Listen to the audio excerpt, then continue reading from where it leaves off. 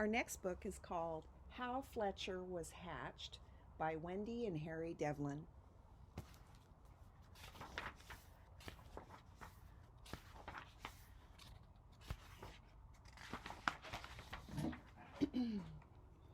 Alexandra sat in the sunlight watching a chick hatch from an egg.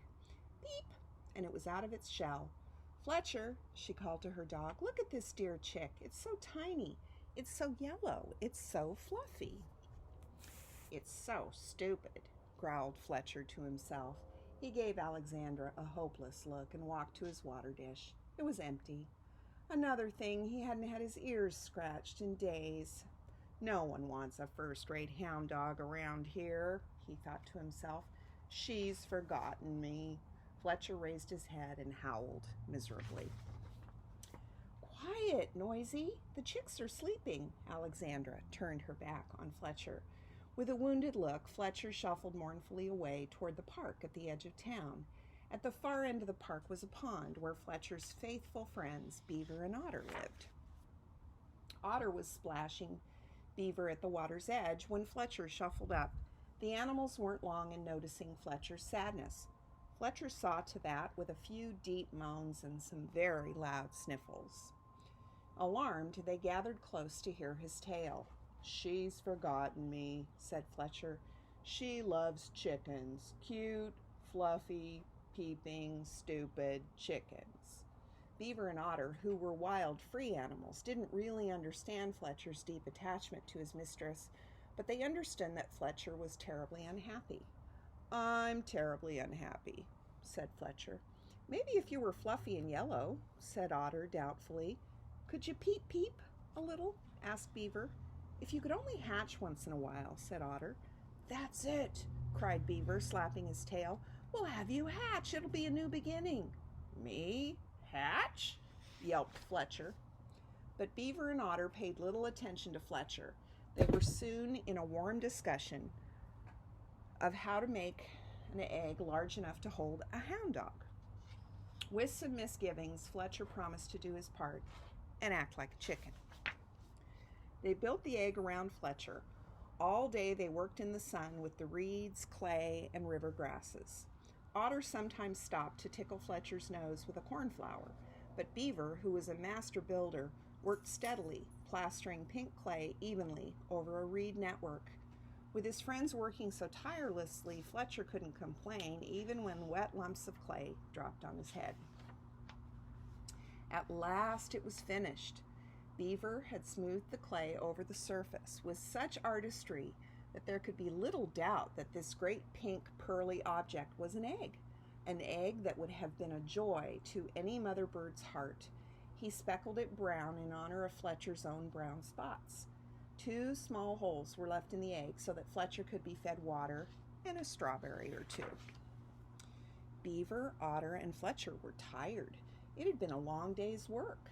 Shadows grew deeper and lengthened into the blue of night, and when the pumpkin-colored moon appeared on the rim of the pond, Beaver and Otter nestled close to their great egg, lay down to sleep.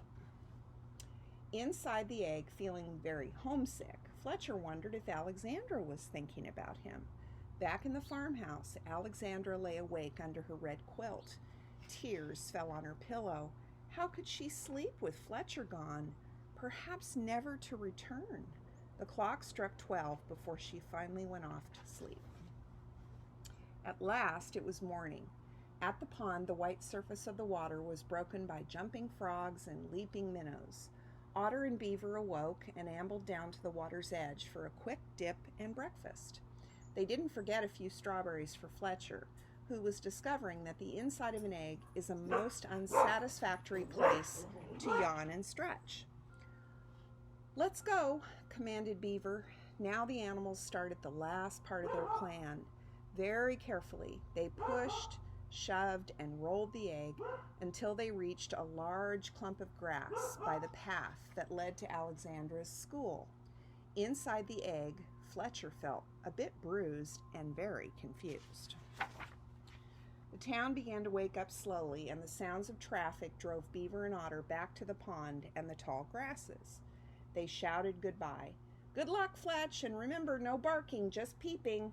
Peep, growled Fletcher and then lay quiet. It was the custodian on the way to open the school who first discovered the amazing egg.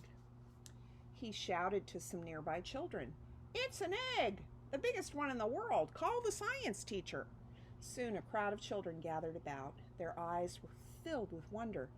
"Where's its mother?" asked little Tommy.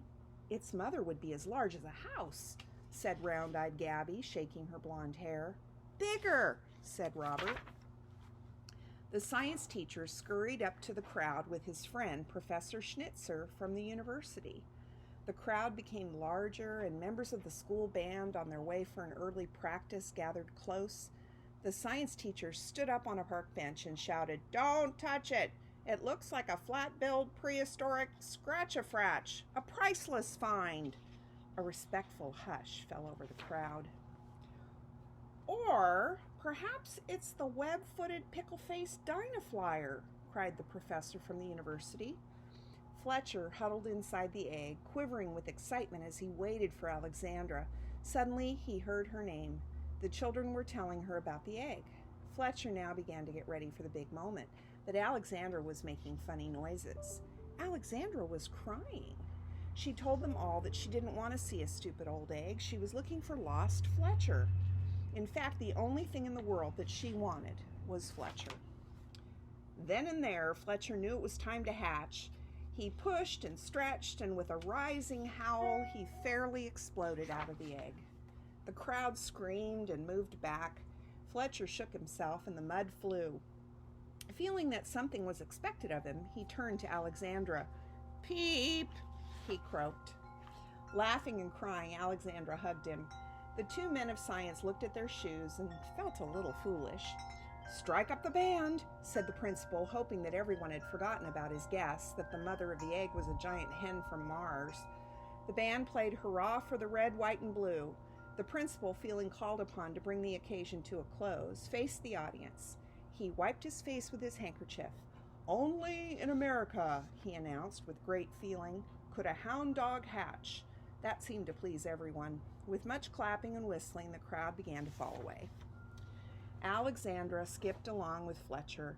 Fletcher panted happily. Sometimes Alexandra had to stop to hug her dog, and Fletcher thought to himself, "You don't have to hatch to be loved. You don't have to be yellow and peep.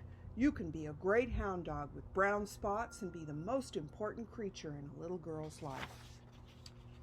He gave himself a good shake, and the last of the dried mud on his back went flying.